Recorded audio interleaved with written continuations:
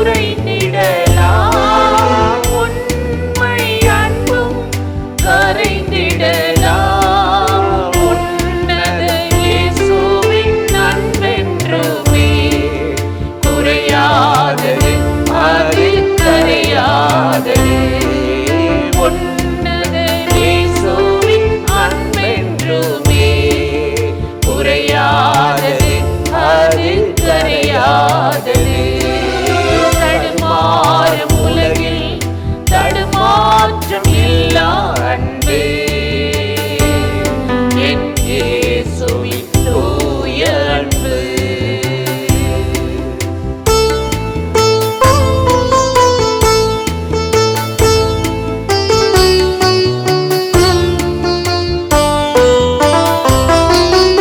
உலகத்தின் அன்பெல்லாம் அன்பில்லையே, அதைவிட மேலான அன்பொன்றுண்டே. உலகத்தின் அன்பெல்லாம் அன்பில்லையே, அதைவிட மேலான அன்பொன்றுண்டே. அன்பர் இயேசுவின் அன்பதுவே அழியாதது, அது நிலையானது. அன்பர் இயேசுவின் அன்பதுவே அழியாதது, அது நிலையானது. தடுமாறும் உலகில் தடுமாற்றமில்லா அன்பு என் இயேசுவின் தூய அன்பு. தடுமாறும் உலகில் தடுமாற்றம் இல்லா அன்பு என் இயேசுவின் தூய அன்பு. பிரியமானவர்களே, ஆண்டவராகிய இயேசு கிறிஸ்துவின் நாமத்தில் இந்த காலை நேரத்தில் இயேசுவை தினம் பார்ப்போம் என்ற இந்த நிகழ்ச்சி மூலமாக உங்களை சந்திப்பதில் மிகுந்த மகிழ்ச்சி அடைகிறேன்.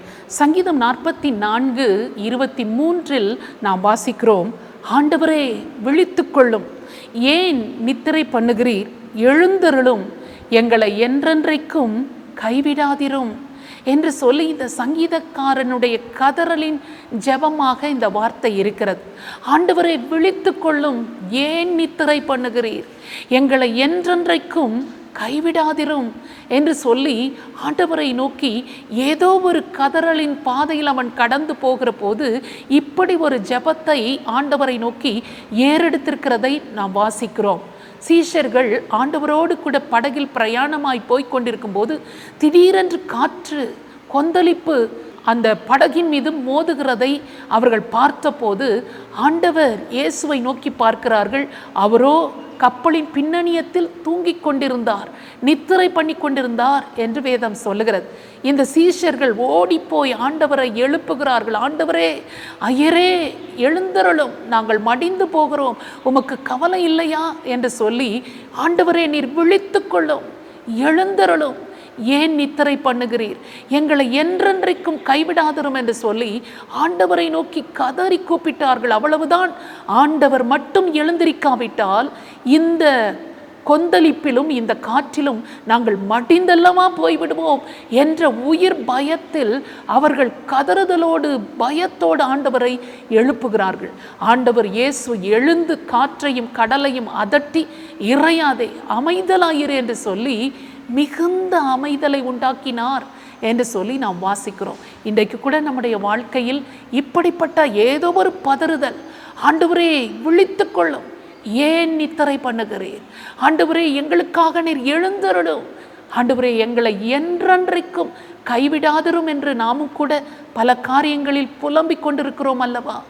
ஆண்டவர் இன்றைக்கு மாத்திரமல்ல, என்றென்றைக்கும் நீர் எங்களை கைவிடாதரும் என்று இந்த சங்கீதக்காரன் ஜபித்தது போல நாமும் ஆண்டவரை நோக்கி போராடி கொண்டிருக்கிறோம் அல்லவா? கர்த்தராகிய தேவன் எழுந்து காற்றையும் கடலையும் அதட்டி, இறையாதே, அமைதலாயிரு என்று சொல்லி அமைதியை உண்டு பண்ணினது போல இன்றைக்கு உங்கள் வாழ்க்கையில் எத்தனை விதமான பயத்திலும் பதற்றத்திலும் போய்கொண்டிருக்கிற உங்கள் சூழ்நிலையில் உங்களுக்கும் உதவி செய்ய அவர் வல்லவராக இருக்கிறார். ஆண்டவராகிய இயேசு கிறிஸ்து இன்றைக்கும் அவர் ஜீவனோடு கூட இருக்கிறார். உங்களுக்காகவே அவர் இருக்கிறார். நீங்கள் பதறுகிற பயப்படுகிற எந்த ஒரு காரியத்திலும் இயேசுவேன்னு கூப்பிட்டு பாருங்க. ஆண்டவரே எனக்கு இறங்கும் என்று சொல்லி பாருங்க. ஆண்டவரே எனக்கு எழுந்து ஏதாவது செய்யும் என்று சொல்லி பாருங்க.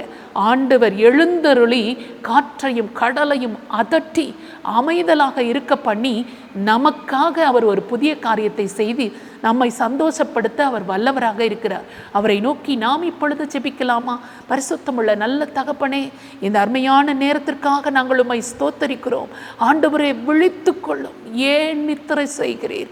ஆண்டவரே, எழுந்திரணும், எங்களை என்றென்றைக்கும் கைவிடாதிரும் என்று சங்கீதக்காரன் கதறினது போல எங்களோடு இணைந்து யாரெல்லாம் ஏதோ ஒரு பதற்றமான சூழ்நிலையில் பயத்தின் நடுவில் ஏதோ ஒரு காரியத்தில் சிக்கலில் சிக்கிக்கொண்டு வேதனைகளின் நடுவில் உம்மை நோக்கி கூப்பிடுகிறார்களோ, ஒவ்வொருவருடைய கூக்குரலையும் கேட்டு கர்த்தராகிய தேவன் இப்பொழுது எழுந்தருளும்படியாக நாங்கள் ஜெபிக்கிறோம். எங்கள் தேவன் எழுந்தருளுவாராக. சத்துருக்கள் சிதறடிக்கப்படுவார்களாக என்ற வார்த்தையின்படி தேவனாகிய கர்த்தர் ஒவ்வொரு வீடுகளுக்கும் குடும்பத்திற்கும் விரோதமாக எழும்பி நின்று கிரியை செய்கிற பலவானின் கிரியைகளை, சத்துருவின் கிரியைகளை முறியடிக்கும்படியாக தேவன் எழுந்தருளுவீராக, எழுந்தருளுவீராக.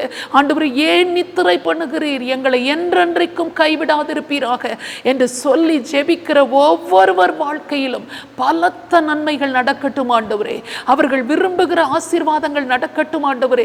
அவர்களை வேதனைப்படுத்துகிற பயப்படுத்துகிற காரியங்கள் அவர்களை விட்டு தூரமாய் போவதாக, அழிக்கப்படுவதாக. கர்த்தருடைய கரத்தில் ஒவ்வொருவரையும் குடும்பங்களையும் ஒப்பு கொடுத்து நாங்கள் ஜெபிக்கிறோம். இந்த நாள் முழுவதிலும் உம்முடைய தெய்வ பிரசன்னம் கூடவே இருந்து அவர்கள் பயப்படுகிற பதற்றப்படுகிற ஒவ்வொரு காரியத்திலும் அவர்களை தப்புவித்து கனப்படுத்தும்படியாக இயேசு கிறிஸ்துவின் நாமத்தில் ஜெபிக்கிறோம் நல்ல பிதாவே, ஆமென். இந்த நிகழ்ச்சி உங்களுக்கு மிகுந்த ஆசீர்வாதமாக இருந்திருக்கும் என்று நிச்சயமாய் நாங்கள் நம்புகிறோம். நீங்கள் பெற்ற நன்மைகளை எங்களோடு கூட பகிர்ந்து கொள்ளுங்கள், மற்றவர்களுக்கும் ஷேர் பண்ணுங்கள். கர்த்தர் உங்களை ஆசீர்வதிப்பாராக. ஆமென்.